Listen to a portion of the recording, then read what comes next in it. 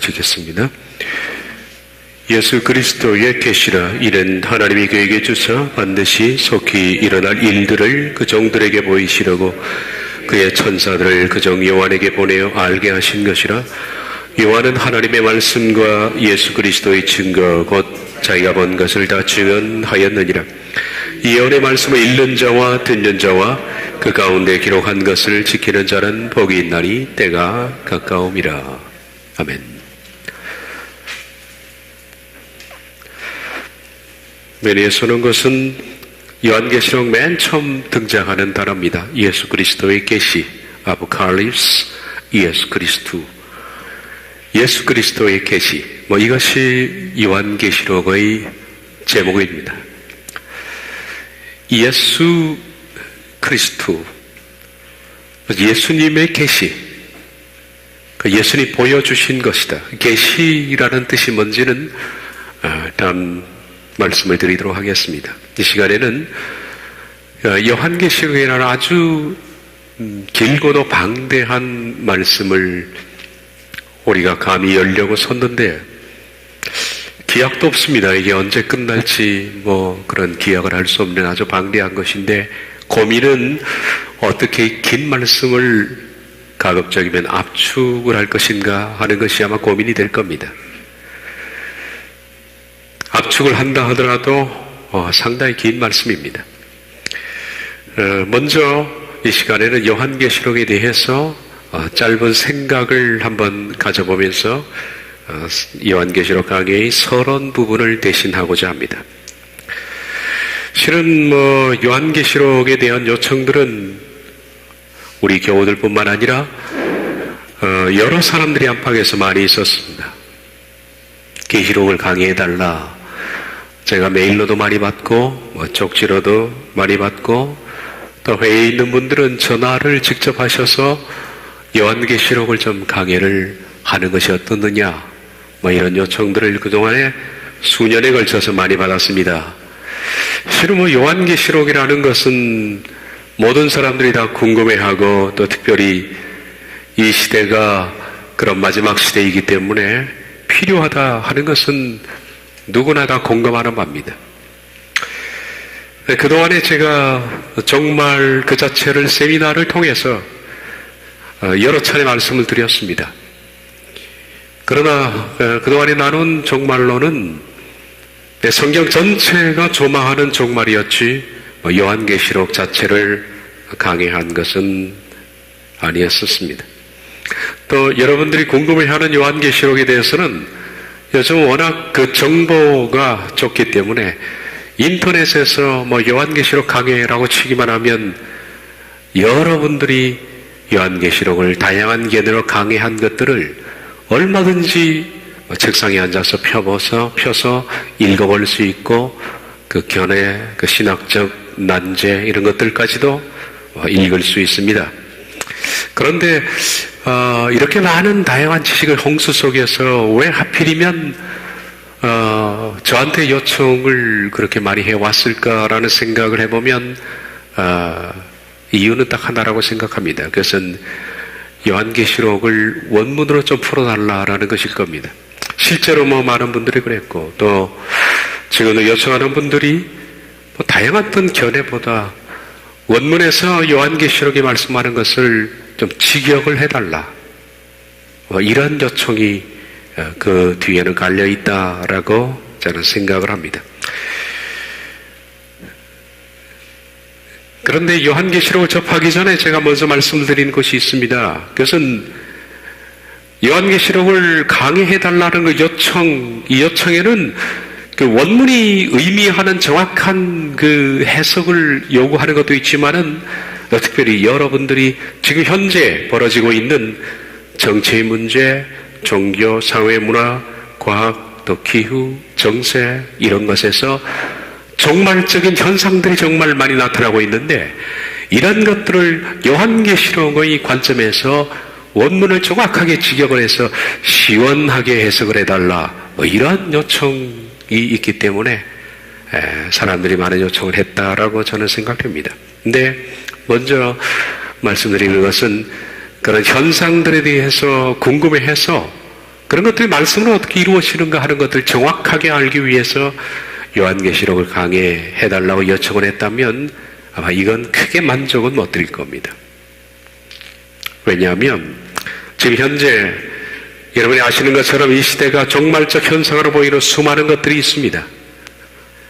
과연 마지막 때를 살아가는 아주 희한한 사건들이 많이 있습니다만은 그러나 그런 현상들입니다. 그 현상들을 계시록에 쓰여진 말씀과 이것은 이것이다 라고 직결시키는 문제는 정말 조심해야 됩니다. 그건 정말 두려운 일이고 정말 조심해야 할 문제 중에 하나입니다. 너무 사람들이 조심성 없게 현상과 말씀을 쉽게 직결하기 때문에 이 종말의 폐해라는 것들이 발생한다라고 생각됩니다. 물론 우리들은 지금 현재 일어나는 여러 가지 현상들을 추정할 필요는 있습니다. 말씀에 입각해서 그런 것들이 어떻게 진행될 것인가, 또 어떤 일이 벌어질까 하신 것들을 우리가 추정은 할 수가 있습니다만은 그것을 이 말씀이다라고 확정 짓는 것은 정말 두려워해야 한다. 저는 그렇게 생각을 해봅니다. 왜냐하면 예언이라는 것은 항상 그 예언이 이루어지는 과거가 되기 전까지는 누구나 예언은 다루기 힘들다는 겁니다. 누구나 조심해야 된다.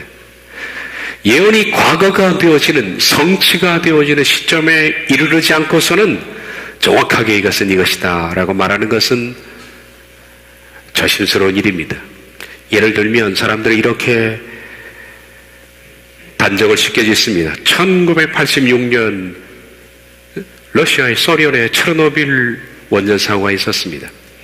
이 체르노빌 원전 사고를 계시록 8장 10절에 11절 말씀의 성취로 이건 성취되었다라고 쉽게 단정하는 사람들이 있습니다. 이 수도 적지 않습니다. 그렇다면 계시록 8장은 성취됐단 말인데 계시록 8장을 보겠습니다. 10절 11절을 보면 셋째 천사가 나팔을 부니 횃불같이 타는 큰 별이 하늘에서 떨어져 강들의 3분의 1과 여러 물샘에 떨어지 이 별 이름은 쓴쑥이라 물의 3분의 1이 쓴쑥이 되매 괴물이 으스물이 되므로 많은 사람이 죽더라. 이 체르노빌이 원래 이름의 뜻이 쑥이라는 이름을 가지고 있습니다. 그래서 체르노빌 원전 사고가 바로 이 하늘에 떨어진 별의 이름, 쑥이라는 이름을 가진 별의 이름으로 동등시해서 그것이 바로 계시록 8장을 성취한 사건이다 라고 단정을 하는 겁니다. 이건 무서운 어떤 의미에서 도박입니다. 이런 것들이 큰 우를 범한다는 것을 먼저 알아야 합니다. 이 계시록 8장은 그 전후좌우 문맥을 보면 전 지구적 재앙입니다. 어느 국한된 지역적인 재앙이 아니라 전 지구적 재앙을 언급하는 가운데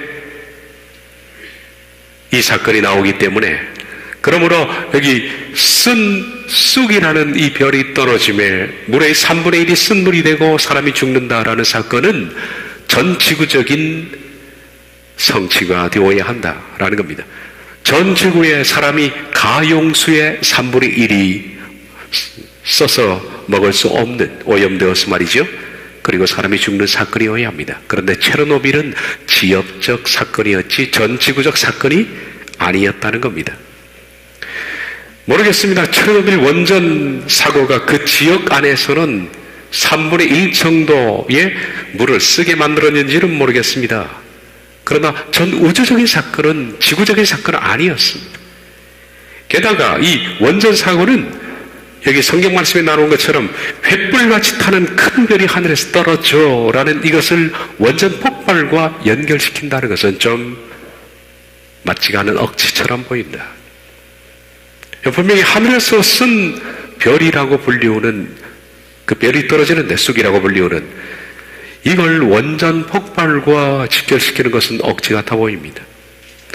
이런 점에서 계시록 8장 10절 11절을 이미 성취된 말씀으로 보는 사람들은 상당히 억지성을 띠고 있다. 그러면 계시록 8장 이전에 나타난 사건들은 다 성취가 되었다는 말인데 그런 것들 비교해 보면 상당히 꽤 맞추기 억지적인 역사적 유추 같은 것들을 느낄 수가 있는 겁니다. 이런 점에서 우리들은 이런 현상들을 단편적으로 보고 섣불리 말씀과 직결시키는 것은 정말 자제해야 한다. 그게 무섭다는 겁니다. 간혹 지금도 내 세상에서 보면 어떤 사람도 어떤 사건이 발생하면 그 사건을, 그 현상을 계시록의 말씀과 쉽게 아주 섣부른 직결을 시키고 단정을 시키는 사람들이 많이 있습니다. 그런데 그것이 빗나가는 경우는 어떻게 할 겁니까? 지금까지 많은 경우가 빗나왔습니다. 우리들은 실수도 했습니다. 그것이 빗나가는 경우 아니면 말고 이런 식으로 끝날 겁니까?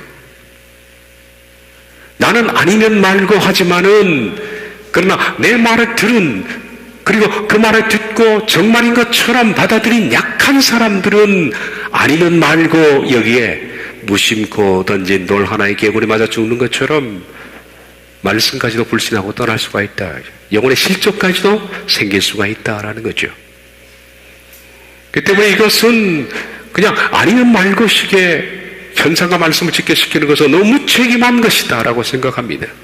그런데 너무 많은 분들이 지금 현재 벌어지고 있는 정치, 문화, 과학, 현상, 그러니까 사건, 종교, 우주적인 일들 이런 것들과 말씀을 쉽게 확정을 짓습니다. 그리고 그것이 아닐 때에는 그냥 조용히 지나가면 되겠지. 재림을 기다리는 열정 때문에 그렇다라는 그 말로서 그냥 조용히 침묵합니다. 그래서 그건 잘못이 아닐 수가 없습니다. 우린 다시는 이런 잘못을 범해서는 안 될 겁니다. 만약 내가 조망한 어떤 사건에 대해서 그것이 빗나감으로 어떤 사람이 실족했다면 영혼은 우리가 책임을 져야 합니다. 연자맷돌을 메고 바다에 빠뜨리는 것이 낫다라고 하시는 말씀을 기억해야 할 겁니다.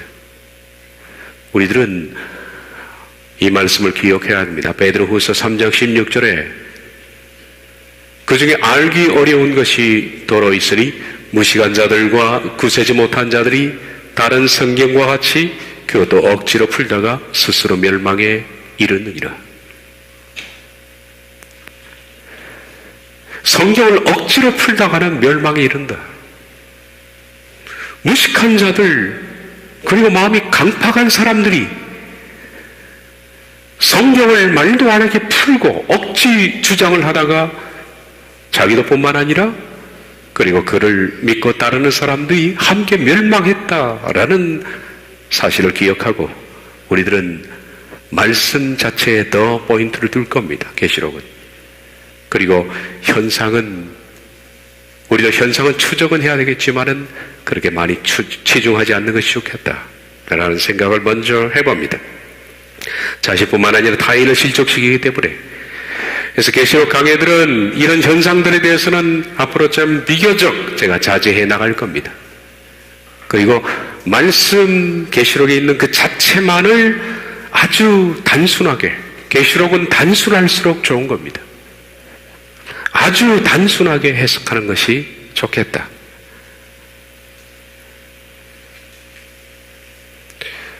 물론 이 시대 우리가 추적하는 현상들 가운데 비교적 가장 가능성이 높아 보이는 확실한 것들이 확실하게 보이는 것들이 있습니다. 이런 것들에 대해서는 피해 나가지는 않을 겁니다. 짚어나갈 겁니다. 그러나 적어도 우리가 계시록 강의에서 짚어나가는 것들은 비교적 여러 정보와 여러 사건을 통해서 거의 검증이 되다시피 한 것들, 이런 것들은 우리가 확실한 현상으로 채택해서 짚어나갈 겁니다. 그러나 그렇지 못한 것들에 대해서는 자제를 해나갈 겁니다. 그러니 계시록 자체가 현상을 많이 언급하는 것은 좀 없을 것이다 라는 겁니다. 제가 계시록 강의를 여러 사람들이 요청에도 불구하고 차일피일 미뤄왔는데 그것은 바로 이런 고민입니다. 크게 나누어서 고민이 둘인데, 하나는 이걸 시작해서 언제 끝내냐 하는 거예요. 너무 방대하니까. 야고보서 5장까지 있는 말씀을 우리가 강론하는데도 그 1년 가까이 시간이 걸렸습니다.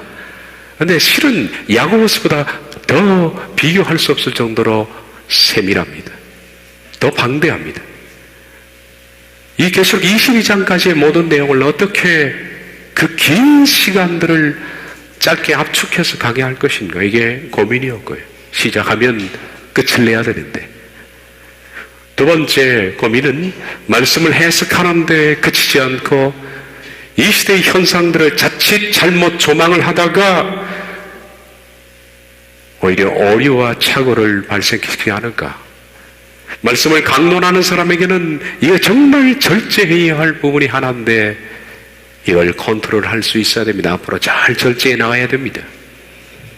근데 어느 순간에 절제가 무너져서 현상들을 쉽게 조망하고 그것이 오류와 착오를 발생시켰을 때 그때 발생하는 여러 가지 잘못들, 이런 것들을 생각하니까 좀 두려움이 앞섰던 겁니다. 계시록은 예언의 말씀입니다. 다시 말하면 앞으로 진행될 모든 역사적인 사건들을 계시록이 다루고 있는데 이 예언들 가운데 어떤 것은 성취가 됐습니다. 지금 현재 우리 지금의 시간에서 말입니다. 또 현재 진행 중에 있는 것도 있습니다. 그리고 앞으로 이루어질 부분이 있습니다. 성취가 된 것, 진행 중에 있는 것, 그리고 앞으로 이루어질 것, 이렇게 지금 이 시점에 나누어져 있다. 그런데 성취가 된 것은 우리가 분명히 알 수가 있습니다. 예언이 과거화된 것은 분명히 알 수 있습니다만은 지금 현재 진행 중인 것, 그리고 또한 앞으로 진행될 것, 이런 것들에 대해서는 우리가 충분히 추정은 하지만은 자신 있게 이것은 이것이다 라고 말할 수 있는 사람은 아무도 없다. 종종 너무 자신감이 넘쳐서 그것 가지고 갑론을박하는 사람들이 있는데 여러분은 그런데 참가하지 마시기를 바랍니다. 둘 다 틀릴 수도가 있습니다.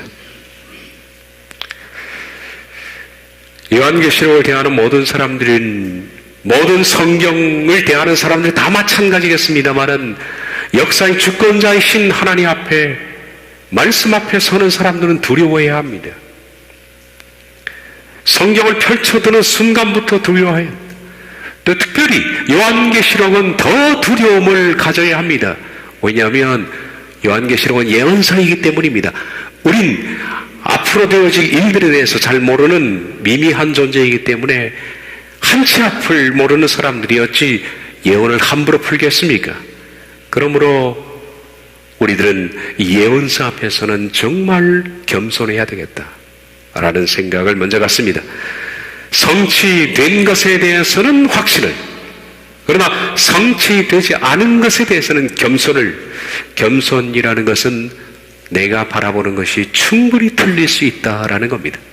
그렇습니다. 제가 강의하는 것은 틀릴 수 있습니다. 그리고 많은 부분 오류가 발생할 수 있습니다. 우리의 지식은 제한적입니다. 사람의 지식은 아주 제한적입니다.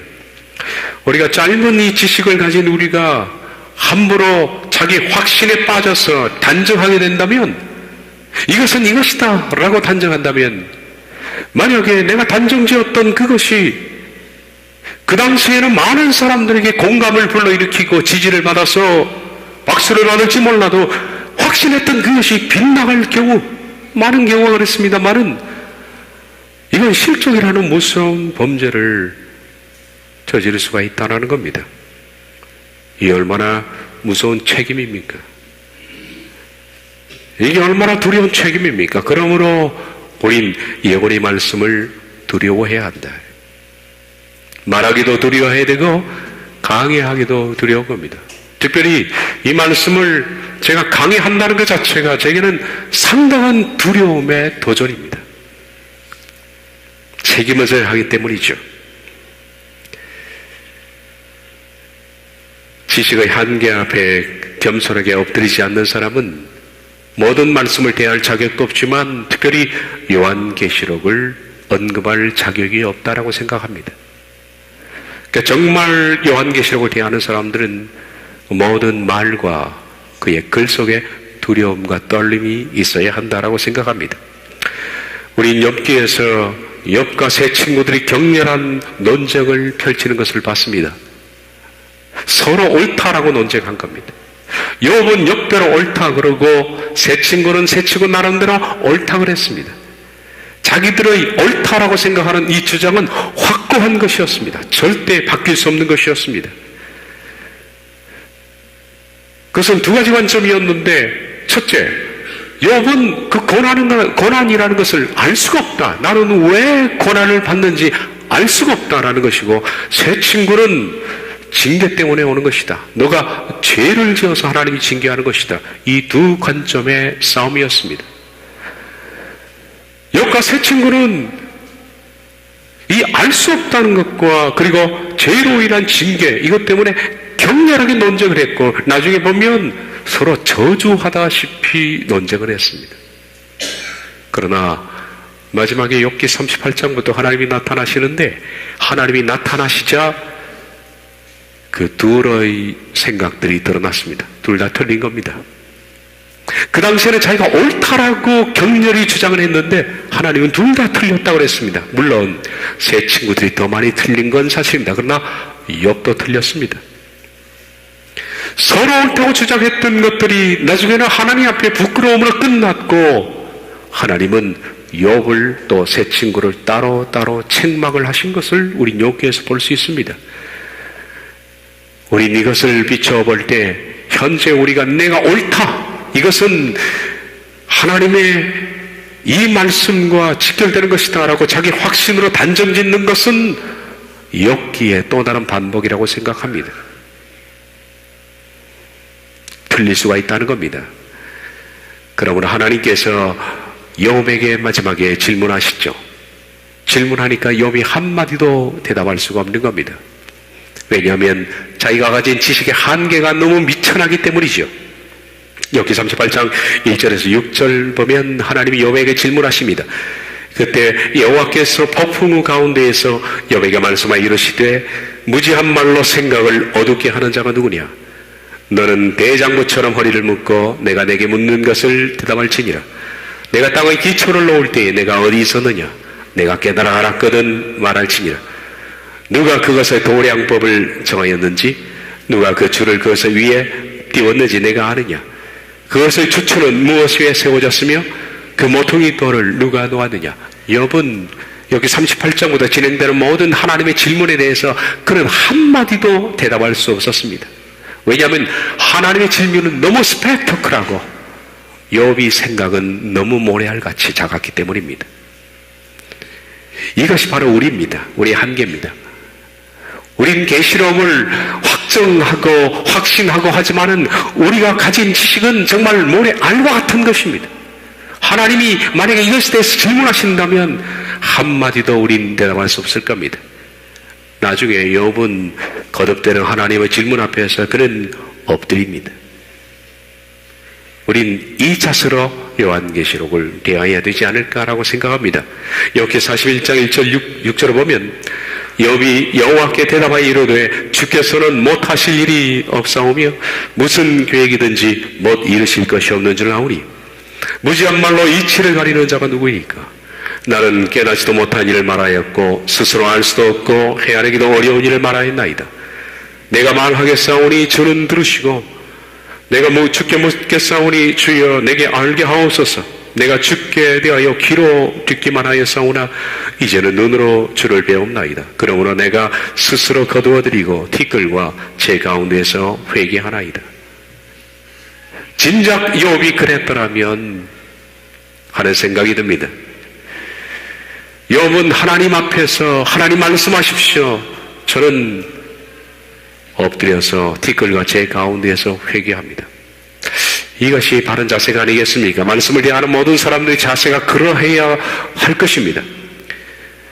실제로 또 요한계시록의 이 말씀을 받는 그 당사자인 사도 요한 역시 말씀을 받을 때 하나님의 발 아래 엎드려져 있었다라고 말합니다. 요한계시록 1장 17절에 보면 내가 볼 때 그의 발 아래 엎드려져 죽은 자같이 되매 그런 가운데서 요한에게 계시가 열어진 겁니다.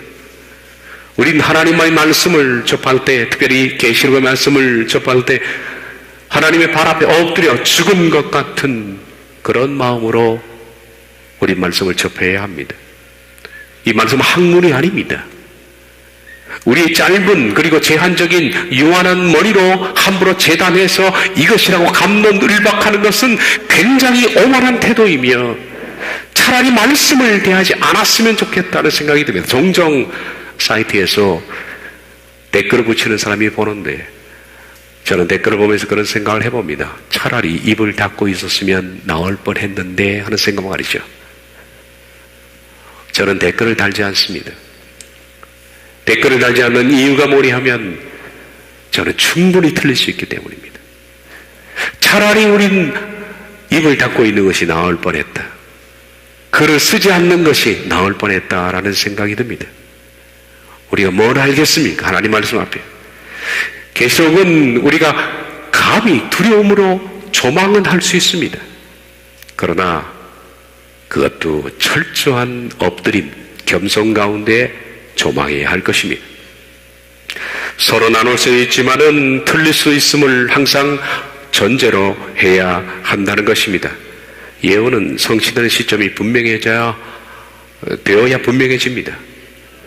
성취된 말씀은 우린 확신해야 합니다. 그러나 성취되지 않는 말씀은 겸손 가운데 조심스럽게 조망해야 됩니다. 틀릴 수 있다라는 것을 전제로. 그렇다고 해서 이 시대에 있는 여러 가지 현상들에 대해서 조망을 깊이 하는 것은 아닙니다. 조망할 겁니다. 조심스럽게 전망할 겁니다. 그러나 전망하면서 제가 누누이 강조하는 그것은 우리의 나약한 지식의 한계로 인해서 오류와 잘못을 얼마든지 만들어낼 수 있다라는 것을 전제로 한 겸손한 조망임을 말씀드립니다. 아울러 계시록은 어떻게 제가 강해해 나갈 것인가 하는 접근 방법에 대해서 생각을 해보겠습니다. 계시록을 어떻게 강해해 나갈 것인가? 계시록을 해석하면서 신학적 접근 방법은 아예 처음부터 배제하도록 하겠습니다. 저는 지금까지 모든 강의를 신학적 접근 이런 것들을 차단해 오면서 말씀 자체만 강의를 해왔습니다만은 모르겠습니다. 제가 모르는 사이에 뼛속 깊이 들어있는 신학적 과제들이 은연중에 튀어나왔을 수도 있을 것 같다라는 생각이 듭니다. 그러나 계시록은 철저히 신학적 방법론을 배제하게 될 겁니다. 계시록을 보는 많은 이론들이 있습니다. 여러분이 처음 보겠습니다만은 시간적 직신설, 이건 직진으로 쭉 나가는 사건이다. 아니면 이건 병렬설이다. 계시록 13장을 기점으로 해서 전후 그리고 앞뒤 18장까지 19장까지 이 모든 것들이 겹쳐지는 병렬설이다. 그래서 전자는 유대인에게 주신 것이고 후단은 이방인에게 주신 것이다라는 병렬설이 있습니다. 이런 것도 철저히 배제합니다. 지금 우리가 알고 싶은 것은 이론이 아닙니다. 과거적 해석법, 역사적 해석법, 미래적 해석법, 이상주의적 해석법, 극단적 세대주의적 해석법, 무천년적 미래주의 해석법, 기타 등등 여러 가지 해석법이 있고, 자, 그 모든 해석법에 대해서는 대충 어느 정도 관점들을 알고 있습니다만은 이런 것들은 전혀 배제할 겁니다. 완전히. 왜냐하면 계시록 자체가 이론과 방법으로 풀어나갈 문제가 아닙니다. 신학적으로 풀어질 것도 아닙니다. 요한계시록은 아주 복잡합니다.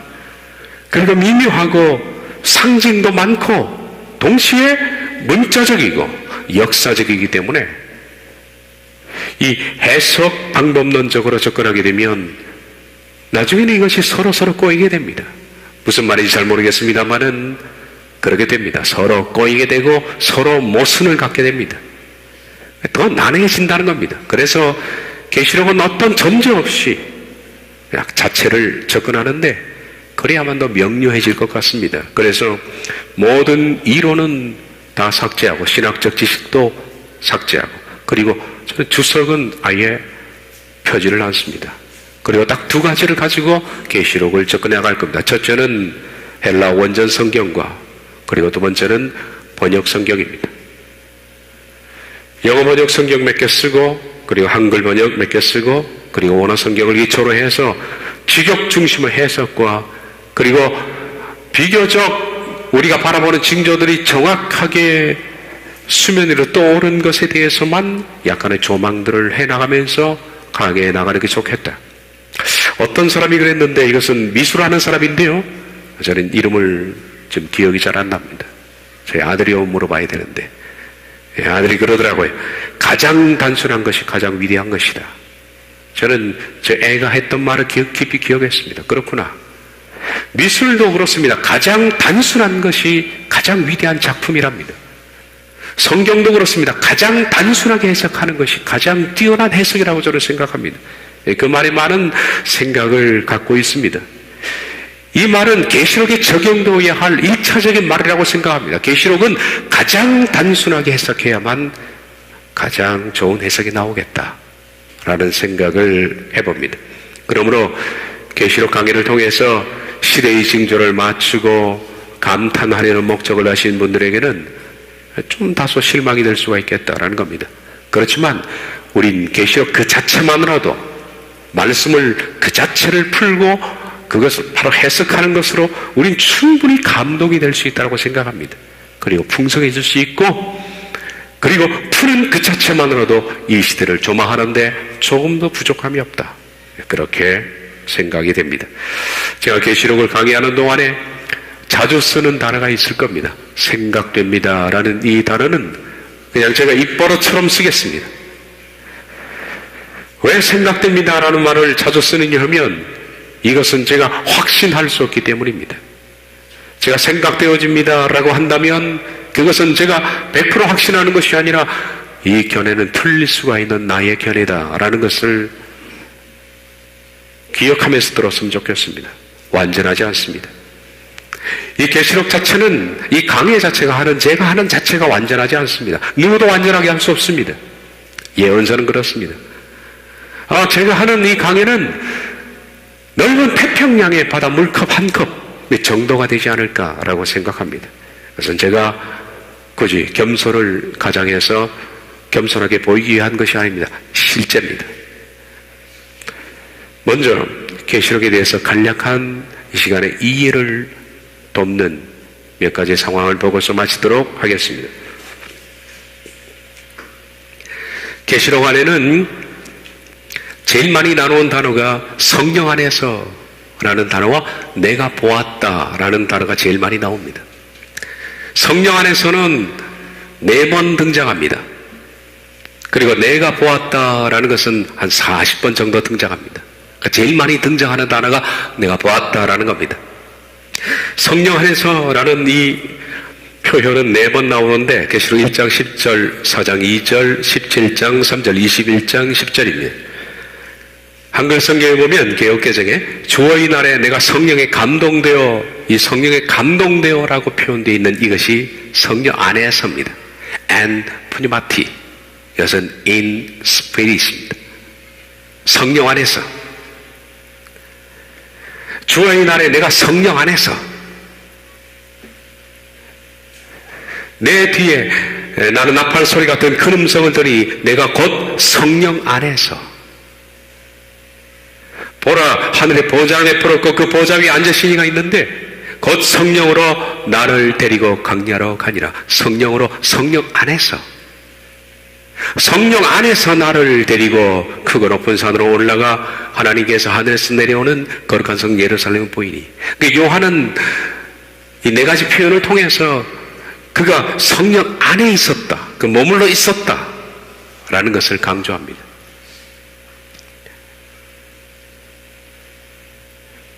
그리고 두 번째 많이 나오는 단어가 가장 많이 나오는 단어겠죠. 내가 보았다라는 것이 약 40회 정도 표현이 나옵니다. 이건 굉장히 많은 겁니다. 계시록 22장이니까 거의 한 장에 2번 정도의 통계를 가지고 나오는 겁니다. 내가 봄에 이거 보았다라는 겁니다.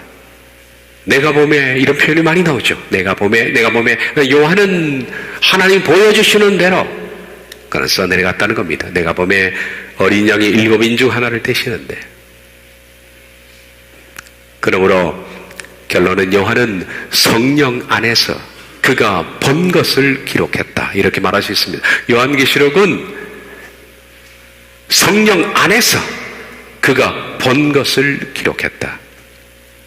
그것이 계시록 1장 1절 2절을 보면 예수 그리스도의 계시라 이는 하나님이 그에게 주사 반드시 속히 일어날 일들을 그 종들에게 보이시려고 그의 천사를 그 종 요한에게 보내 알게 하신 것이라. 요한은 하나님의 말씀과 예수 그리스도의 증거 곧 자기가 본 것을 다 증언하였느니라. 그래서 그는 증언자에 불과한 것이다. 요한계시록은 중요하게 보여야 할 관점이 뭐냐면 7사이클 구조를 처음부터 끝까지 가지고 있다라는 겁니다. 요한계시록은 7사이클 구조입니다. 한마디로 말해서. 먼저 계시록 2장 3장을 열면 7교회가 나옵니다. 에베소, 서머나, 버가모, 두아디라, 사데, 빌라델피아, 라오디게아. 그리고 3장이 끝나고 4장부터는 7인 심판이 나옵니다. 백마, 홍마, 흑마, 청황색말. 그리고 5번째가 제다민 영혼들. 6번째 인이 우주의 격변과 14만 4천의 등장. 그리고 7번째 인은 정적, 고요함이죠. 이어서 7 나팔이 나옵니다. 8장부터 11장. 마른 땅 심판, 바다 강들, 천체들, 황충들, 동쪽 군대, 하나님의 통치.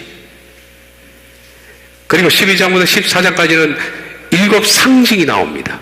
용, 해산한 여인, 바다의 짐승, 거짓 선지자, 14만 4천, 세천사의 선언, 추수. 이어서 15장, 16장에는 7 대접의 심판이 나오죠. 7 대접은 여기 나와 있는 7 나팔과 비슷한 시스템을 가지고 있습니다. 마른 땅, 바다, 강들, 해, 짐승의 보좌, 동쪽 군대, 하나님의 통치. 그리고 이어서 17장, 18장을 보면 7 심판의 메시지가 나옵니다. 천사의 해석, 천사의 멸망선언, 하늘의 분리, 왕들의 통곡, 상인들의 통곡, 선원들의 통곡, 천사의 마지막 멸망선언. 이것이 끝나면 22장까지 마지막 7가지의 사건들이 나옵니다. 마지막 잔치, 마지막 전투, 마지막 악의 제거, 마지막 심판, 마지막 새하늘과 새 땅, 마지막 도시, 마지막 권면. 그래서 계시록은 1장을 제외하고 2장부터 22장까지 전부 7 사이클 구조로 돌아가는 것이다. 이건 그때 가서 제가 말씀드리겠습니다.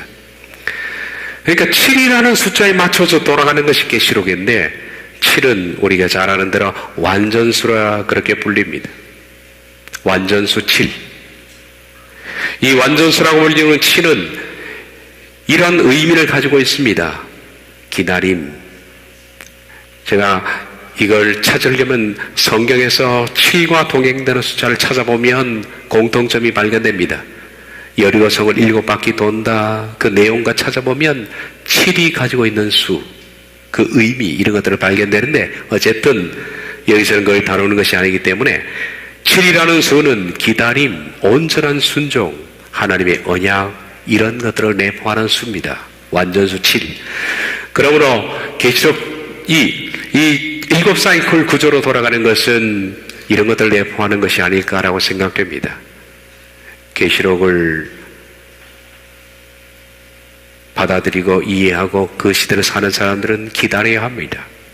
그리고 온전히 순종해야 하고 7 사이클 구조 안에서 하나님께 주어진 언약, 그리고 7 사이클 구조 자체는 뭡니까? 이것은 완전히 이루어지는 것이다. 하나님의 말씀은 1.1획도 어김없이 이루어진다라는 어떤 의미를 내포하고 있는 것으로 생각됩니다. 마지막으로 요한계시록의 구성입니다. 요한계시록은 과거, 현재, 미래로 구성되어 있습니다. 과거는 요한이 내가 본 것이라고 그랬습니다. 현재는 이제 있는 일, 요한 자체가 살았던 그 당시 이제 있는 일, 그리고 미래는 그때로부터 장차 있을 일, 이렇게 분리가 됩니다. 먼저 계시록 1장 19절 20절을 보면 여기 보면 이렇게 나와 있죠. 그러므로 내가 본 것과 과거입니다.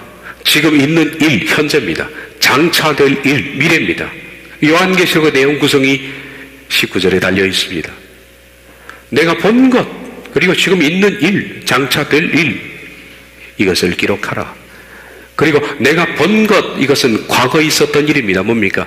내가 본 것은 내 오른손의 7별의 비밀과 또 7 금촛대라. 7별은 7교회의 사자요, 7 촛대는 7교회니라. 이건 과거입니다. 먼저 요한이 본 것, 과거를 보겠습니다. 과거는 19절에서 우리가 봤죠. 20절에서 7 금촛대, 7별, 7 교회, 이 얘기입니다. 그리고 현재 지금 있는 일입니다. 계시록 2장부터 3장 22절, 에베소 교회, 서머나 교회에게, 버가모 교회에게, 두아니라 교회에게, 사대 교회에게, 빌라델비아 교회에게, 라오디게아 교회에게, 이것은 지금 있는 일입니다. 그러면 요한이 7 교회에 대해서 그 당시 교회인데, 에베소 교회는 그 당시 교회입니다. 라오디게아 교회도 그 당시 교회입니다.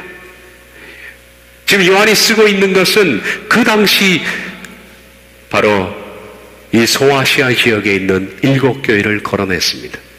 교회가 더 많았겠죠. 많은 교회가 있겠습니다만은 그 가운데 7 교회를 썼습니다. 그리고 지금 현재 7 교회 소아시아 가운데 내가 생존해 있는 이때 이런 교회들의 현상들이 있다라는 것을 나열한 겁니다. 그러면 이것은 왜 썼을까요? 그때 가서 제가 말씀드리겠습니다만은 이것은 오늘날 이런 다양한 형태의 교회로, 다양한 모습으로 교회가 현실 속에서 나타난다라는 것을 말해 준 것이 아닌가라고 생각됩니다. 어떤 사람들은 에베소 교회는 초대교회이고 라오디아 교회는 말세교회라고 시간적 배열 순서로 보는데 저는 그렇게 보지 않습니다. 이것은 오늘날에도 이런 다양한 형태의 교회로 이 시대에 다 있는 겁니다. 어떤 교회는 라오디게아 교회 형태로, 어떤 교회는 빌라델피아 교회 형태로 있는 것뿐이죠.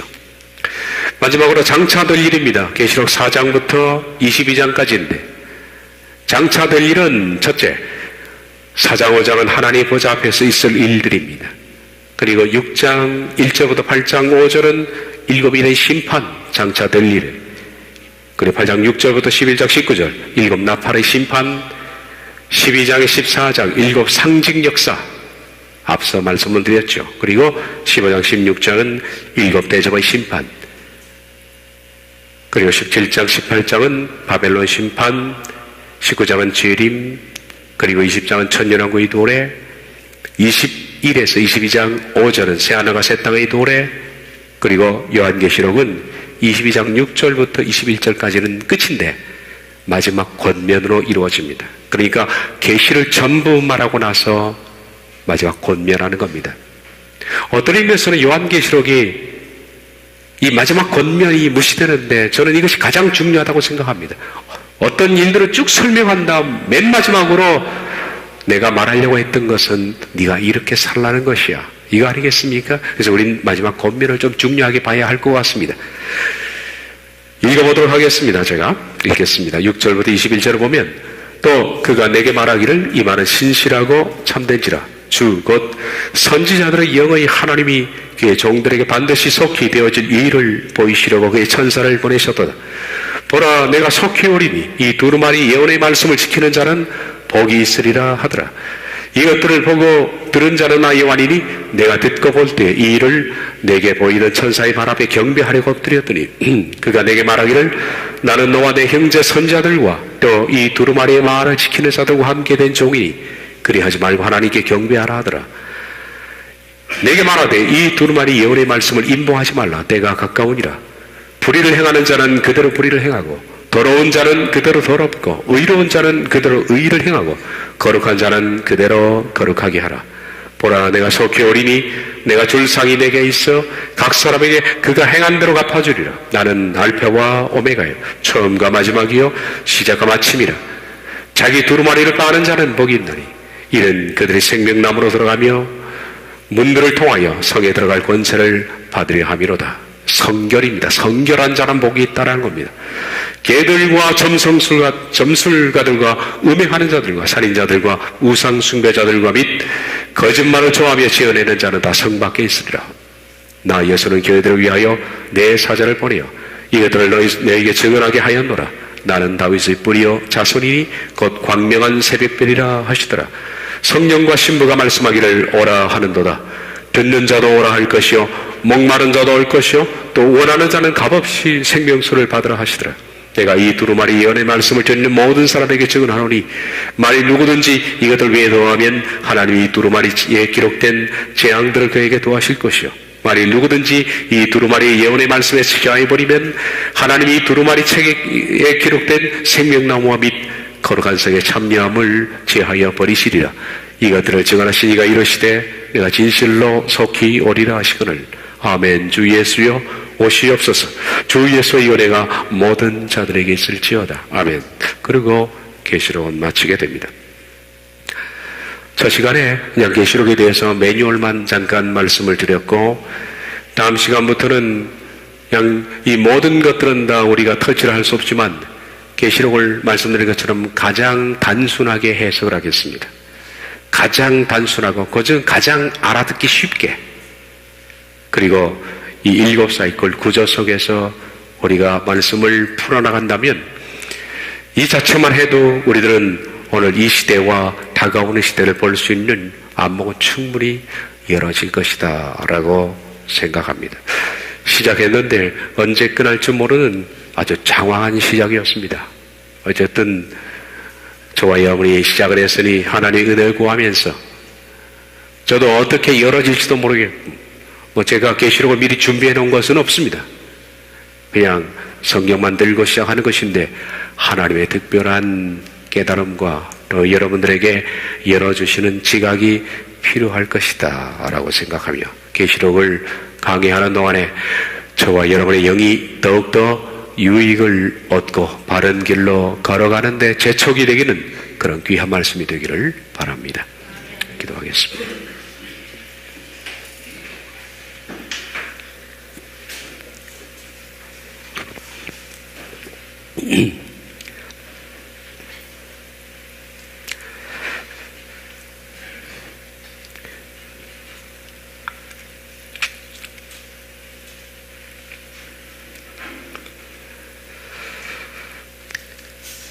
자기 두루마리를 빠는 자들은 복이 있으니 이는 그들이 생명나무에 들어가며 문들을 통하여 성에 들어갈 권세를 받으려 함이로다. 하나님, 우리가 세마포 옷을 잘 준비하기 위해서 지금부터 우리 옷에 붙어있는 더러운 세상의 오물과 추하고 악한 것들, 오염된 것들, 욕망, 탐욕, 탐심 이런 것들을 깨끗이 회개하여 빨게 하시고 흰 두루마리 의의 세마포를 입고 주 앞에 설 수 있도록 하나님, 우리가 이 계시록 말씀을 통하여 날마다 도전받고 날마다 저희들이 회개하며 하나님의 자리로 나아갈 수 있도록 도와주시옵소서. 우린 무지합니다. 말씀을 강론하는 자도 듣는 자도 저희들은 아주 유한한 미미한 지식을 가졌고, 그리고 또한 하나님, 우리가 최선을 다해서 강론하고 듣겠지만 이 가운데 오류가 발생할지 모르오니 너그럽게 용서하여 주시고 우리가 주님을 겸손한 가운데 조망해 나가고 말씀을 풀어나갈 때 지혜를 허락하여 주셔서 말씀으로 저희들의 영혼이 바로 세워져 나갈 수 있도록 은혜 위에 은혜를 내려 주시옵소서. 예수님의 이름으로 기도하옵나이다. 아멘.